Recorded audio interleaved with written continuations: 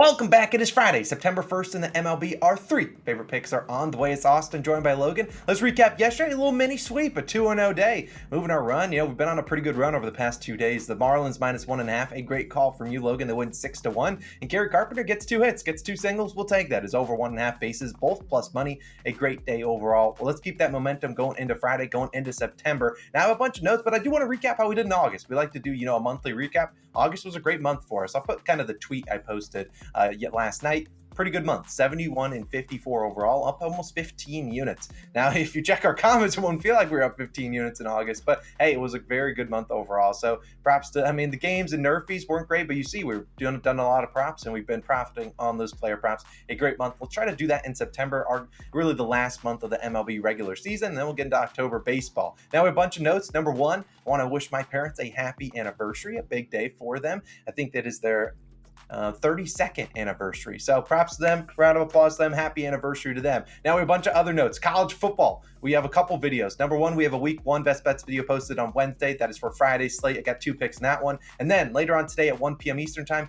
you will find our favorite picks for Saturday's slate. We have 5 of them, so check out that video. It'll be live later on. Number 2, on our second channel, I have a PO box opening. I think it was one of my favorite videos to record and upload. I think you really should check it out. I'll link it at the end of this one. We got a ton of cool stuff from you guys. Logan really enjoyed the video. I know a lot of the feedback on the comments of that video were really good. So go check it out on our second channel. I'll link that down below in the pinned comment. Number 3, like I said, a lot of notes. The parlay of the day is back on Dimers. Now, we have tracked the last 2 parlays of the day, and they both smacked. We will not be tracking Friday towards our record. Logan can touch on it. Friday's parlays seem to be cursed. We have a great record on Monday and Wednesday over the past 10 weeks, but Friday we can't seem to cash out. I don't know if it's because we do a giveaway and we give away money if it hits. I don't know. Either way, we're still confident it hits. We're still going to have a little bit of money on it, but we won't track it towards our official record. But it is still linked down below. 3 hitters that would really like to get a hit. And our last note is on PointsBet. You can bet $50 and get a free jersey of your choice. Now you check it out. All the links are down below. You sign up with our link at the top of the description. Place a $50 cash bet with -500 odds or longer, and you get a $150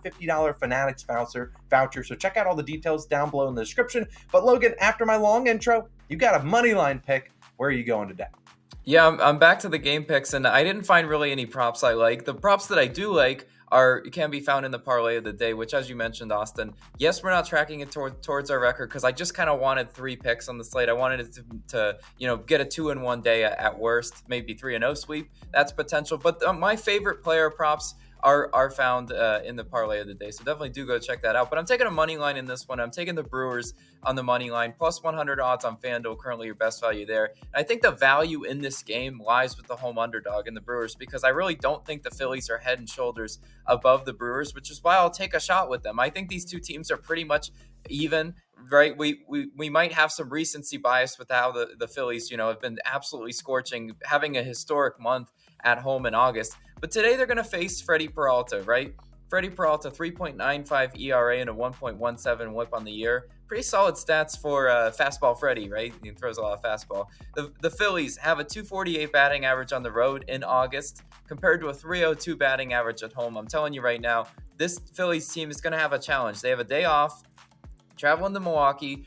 This is a perfect time for their bats to cool down a little bit because I've told you, baseball's a law of averages kind of thing. You're not going to hit 300 on the year everywhere, especially not on the road. I think that's a pretty difficult thing for the Phillies to be able to do today. And a lot of the perception of the Phillies' high-powered offense, the whole, Logan, how can you fade the Phillies right now?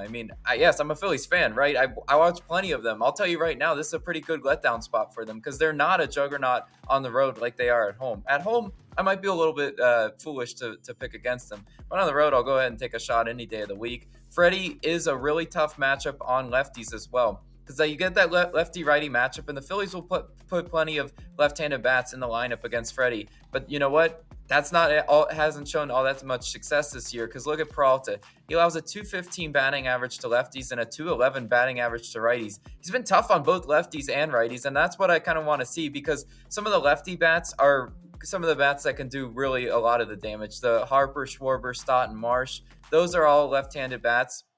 The righties, as far as Turner and Castellanos and even maybe Rojas, I'll live with if the righties want to do more damage, I can live with that. I just need to see a pitcher that's pretty hard on lefties and Freddie Peralta fits that bill. So I think he should be able to really hold down the Phillies offense. Now, who's starting for the Phillies? It's going to be Zach Wheeler. 3.59 ERA and a 1.08 WHIP. He's been a really good, pitcher this year. It's hard to find faults in Zach Wheeler's game. What I do know is Zach Wheeler mostly one of those pitchers that's pretty overvalued on the money line and run line. So when I see him in a almost pick 'em, my antenna goes up a little bit because I'm like, everyone loves betting the Phillies, especially with Zach Wheeler on the mound. I don't really see it that way. He's facing a Brewers offense that can be sneaky at home, especially in August. The Brewers had a 273 batting average at home compared to only a 221 batting average on the road. So it's one of those things where it's one of those spots where I think the Brewers can actually get to him. In 76 plate appearances, the Brewers roster has a 277 batting average against Zach Wheeler.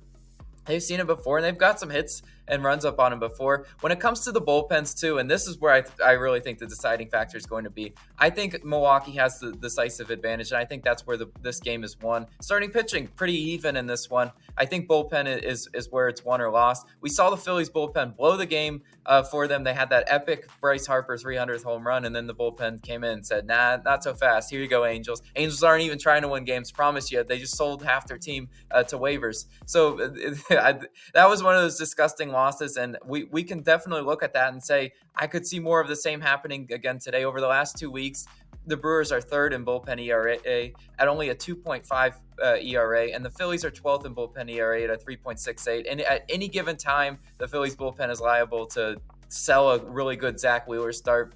I think the decisive edge in this one lies with the Brewers, and I'm going to go ahead and take them on the money line. But Austin, you got a player prop for us. What you going with today? Yeah, yesterday I dominated and had the Kerry Carpenter one. Today I'm going to a guy that you probably have heard of, and his name is Bobby Witt Jr., as we call him Bobby Two Bags. That's what we need from him today, over 1.5 bases, plus 100 on DraftKings. Now, if I can sound an alarm, please don't bet this on FanDuel, which is minus 130. Obviously, a big difference here, plus 100 to minus 130. It's almost plus 100 or probably minus 110 or so on most books. So if you can, try to bet it on a different book that isn't FanDuel, or just, odd shop, just shop for your odds a little bit. DraftKings obviously is where I'm going here. Now, Bobby, we've talked about him before. He's been really good, and we're going to count on him again today. He's batting 276 this season, hit 324 in August, hitting 302 versus lefties, and 297 at home. We've seen Bobby normally much better at home than he has been on the road. He's still been scorching hot in August. Let's see if we can continue that into September. And Bobby's going to face a lefty today in James Paxton. Now, these guys have faced off before. Bobby got the better of him for a little bit. He went 1 for 3 with a double, and we know with Bobby Witt Jr., if there is a potential for him to stretch for 2, he's going to do it. This is the guy with 99th, 100th percentile sprint speed. He's coming out the box firing, and he's going fast unless he knows that no doubter home run. Even then, I still think he's sprinting faster than most guys. And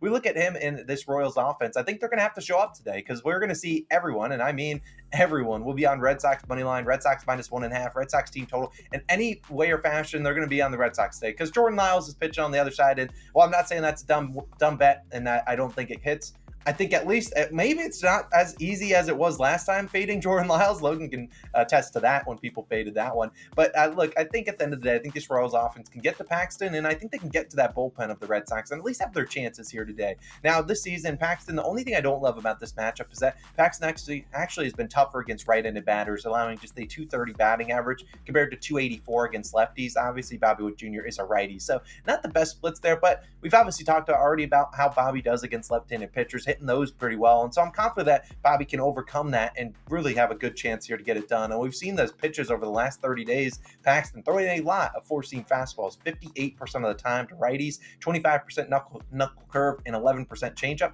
See Bobby's expected batting average 282 versus the four-seamer, 288 and 305. So really good splits against all the top 3 pitches.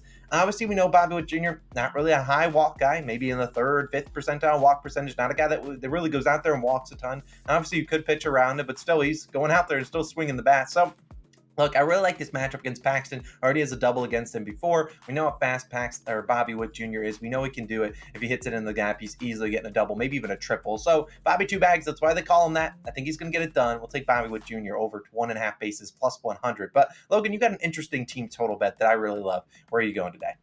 Yeah, I like your pick a lot. Bobby Two Bags never heard us before. I'm taking the Mariners team total in the first 7 innings under 2.5 total runs plus 100 odds on DraftKings. Now, if it seems like a weird bet, I'm gonna come right out and say, if you want the pivot in this one, you can take the Mariners team total under 3.5 full game. You just get a little bit more of the Mets bullpen, and I you know what? I'm gonna limit my exposure to this one because my gut was to take Mets money line, and sometimes you do go with your gut, but it's really tough backing the Mets to bring the bats today. I just, against Logan Gilbert, even though Logan Gilbert's one of those pitchers I try to fade a lot because I just don't think he's all that great. I think the Mets money line is a decent look.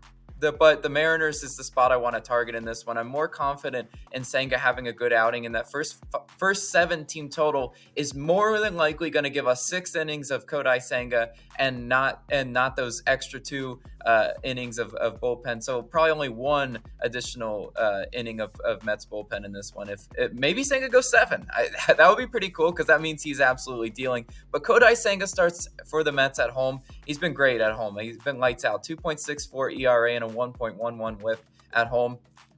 If you look at Senga's numbers, he's allowed 2 earned runs or fewer in 5 out of his last 6 starts at home, which is really what we need in this one. We need him to be absolutely surgical. He cannot be making mistakes. He might walk a few batters, but you know what? I think it's a law of averages game, and I know the Mariners had a historic month in August. I think that just sets up for a pretty mediocre September because they can't stay hot forever. I promise you that. They won't. They will cool down, and they will revert back to the June or May when I was picking them and they would strand 12 runners in scoring position per game. I could see that happening once again today, even if Senga does let the walks spiral a little bit out of control. But this Mariners team has never seen Kodai Senga before, and that will benefit Kodai Senga first few times through the order because he has really good off-speed pitches. Everyone knows he has that ghost fork that he loves to throw.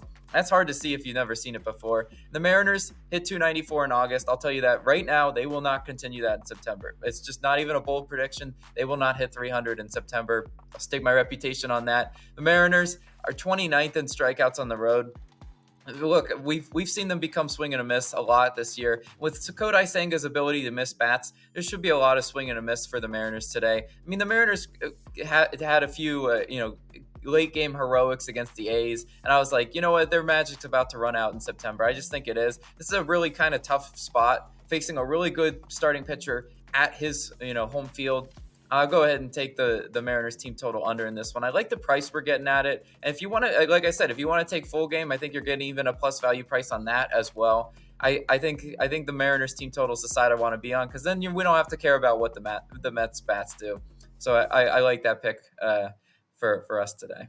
Yeah, Logan, I absolutely love it. I was telling you pre-show that I really like the Mets plus a half in the first 5, but that was a little bit too juiced. So I really like this. Banking on a good Senga start. I certainly think you can get that done. I did have one player prop lean that I almost did, but it was too juiced by the time the video was about to go live. It was Mitch Keller over 4.5 hits allowed. I do think the Cardinals have a good chance at getting to Keller today, but I was like minus 140, and I'm not going to come out on here and give out a minus 140 that I guarantee you when you guys play it, it will go up like minus 170, so, or even switch to 5.5. So either way, we're just going to track those 3 plays. Reminder, our parlay of the day is live. We won't track it with a half unit this time, but we still are very confident that it hits, and if it does hit, we'll give away the winnings. So that's kind of our way of not tracking it, but trying to give away some money. Let's have a great day. We'll have some other videos popping up on the screen when that college football week 1 Saturday's edition best bets video goes live. We'll put that one up on the screen as well and link it down below in the pinned comment. Let's have a great Friday. Let's continue this momentum. Let's bring out that broom for the real tomorrow morning. We'll see you guys then. Peace.